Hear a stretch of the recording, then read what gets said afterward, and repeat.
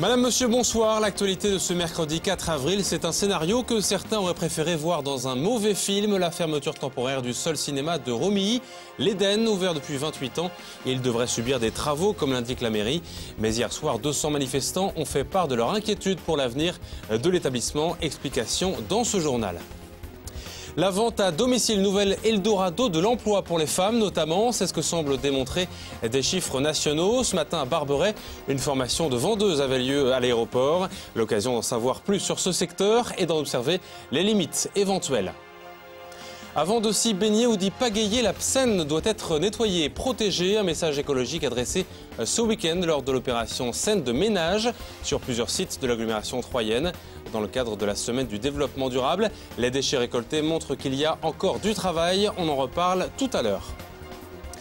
Avant de développer ce titre, un mouvement de colère des syndicats de surveillants de prison devant la maison centrale de Clairvaux, à l'appel de Force ouvrière pénitentiaire sur le plan national. Un mois après la publication de vidéos antisémites du détenu Youssouf Fofana incarcéré à Clairvaux, le mouvement a été suivi ce matin dans l'Aube par une vingtaine de surveillants. Ils ont bloqué l'entrée de la prison et demandent que des négociations soient ouvertes rapidement pour obtenir plus de moyens. On écoute Frédéric Stoll, il est délégué régional du syndicat FO, au téléphone avec Christian Vira. C'est une administration qui nous écoute plus du tout, un ministre qui est complètement aux abonnés absents, 77 personnels manquants sur les organigrammes de direction interrégionale de Dijon. On demande aussi que soient revues les primes de sécurité, PSS à hauteur de 30% du salaire et une prime à l'année qui correspond à un 13e mois. Ça ne peut plus attendre. Il y a des affaires complètement qui ont fait exploser le monde des prisons, des agressions pratiquement quotidiennes, l'histoire Fofana, un manque de matériel croissant où on a demandé du matériel type portique à ultramagnétique et des brouilleurs de portable qui ne sont toujours pas arrivés. Donc on manifeste aujourd'hui pour ça.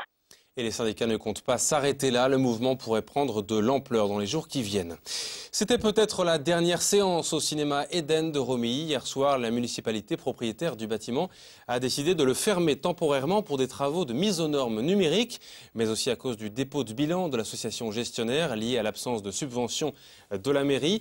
De nombreux Romillons craignent que la fermeture temporaire ne dure. Ils étaient près de 200 à manifester leur mécontentement hier soir. Compte rendu signé Aurélie Juigné.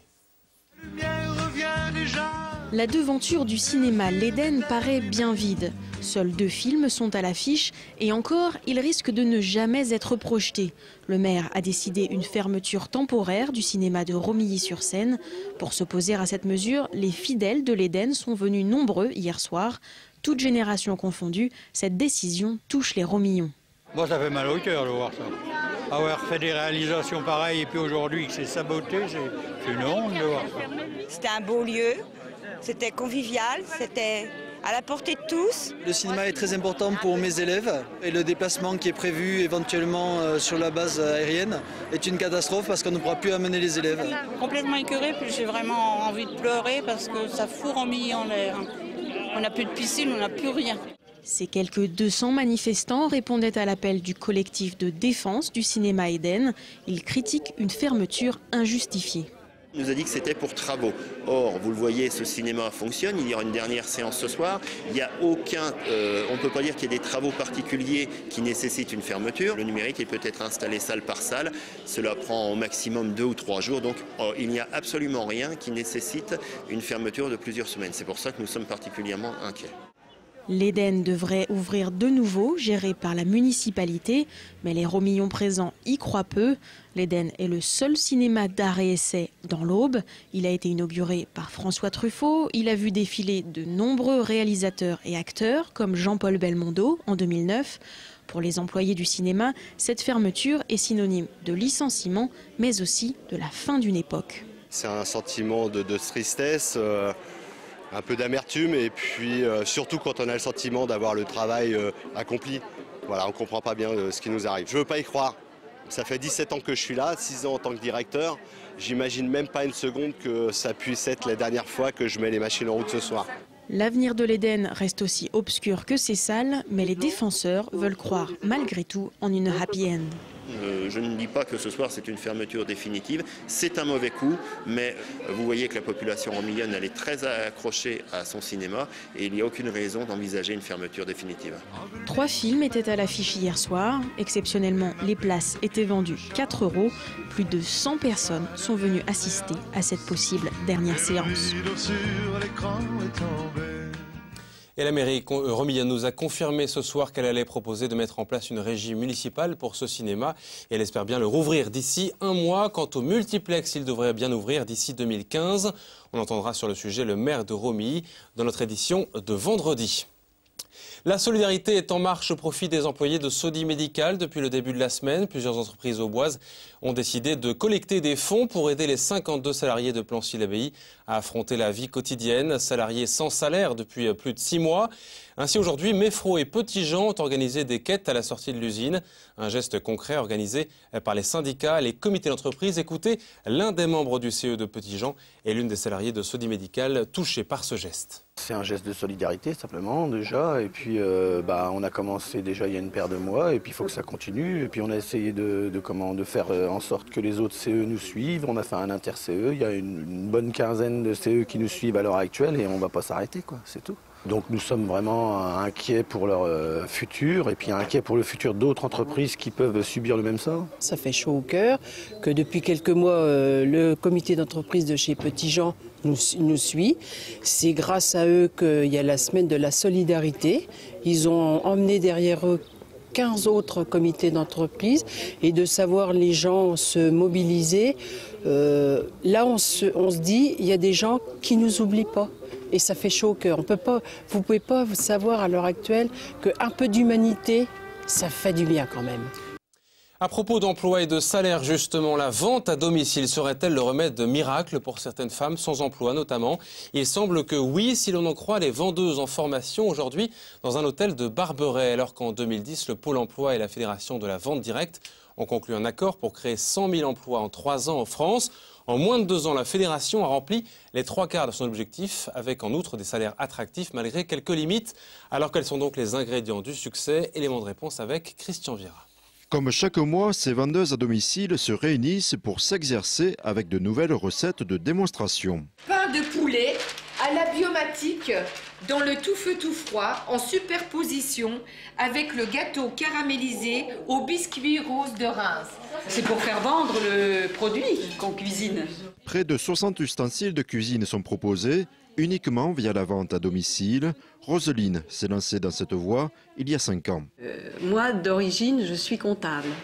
J'ai été licenciée à 57 ans, mais moi ça m'a fait beaucoup de bien justement de faire ce genre de travail. Moi qui est très speed, ça m'a posé. Avoir du temps pour soi, voilà un autre argument qui séduit ces vendeuses qui n'avaient pourtant aucune vocation commerciale. C'est un choix.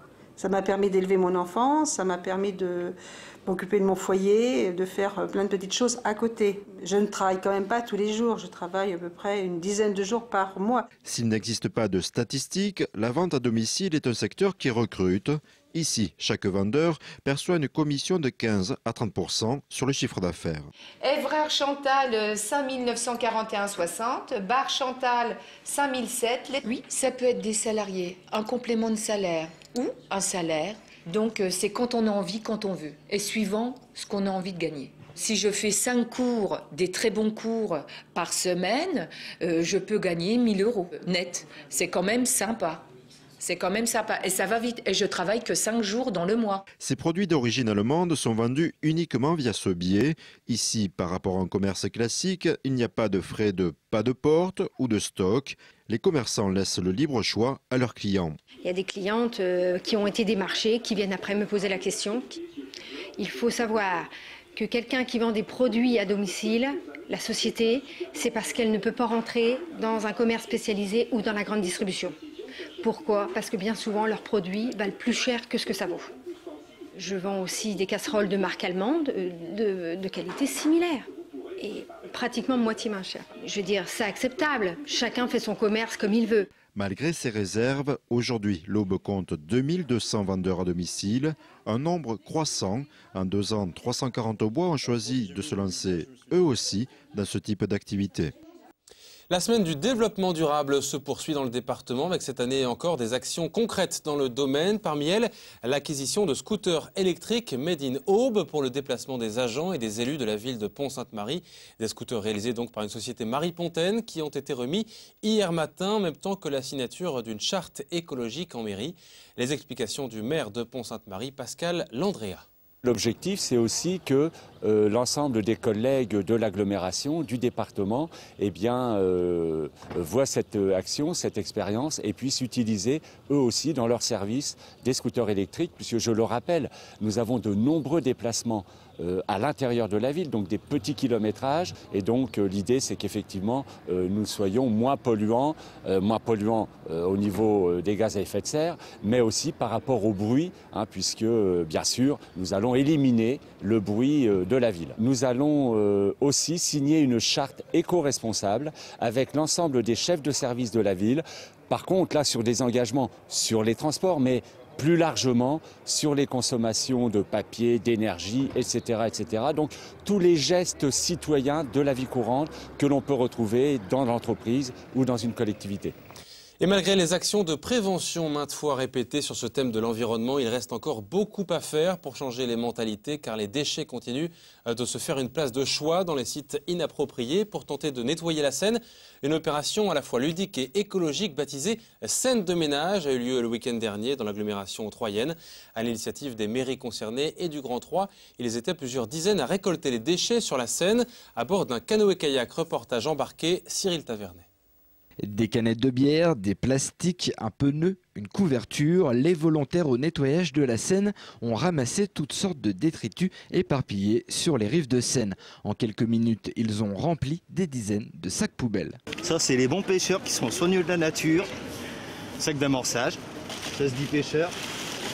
Bon bah ça c'est pour nous, Seine de ménage. Un dessus d'aspirateur, c'est très bien.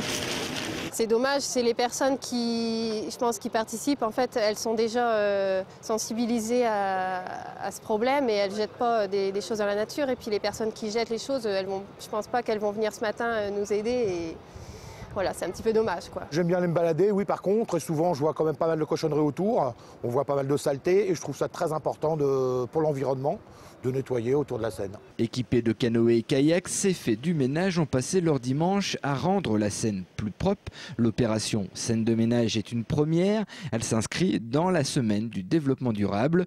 Tous ceux qui étaient présents ce week-end ne supportent plus le comportement de certains vis-à-vis de la nature. C'est même honteux de trouver des détritus de manière récurrente, en permanence, qui jonchent la Seine. Et donc, à savoir que l'eau est une denrée rare et qu'on n'a pas à la polluer davantage par des déchets qui bordent la Seine.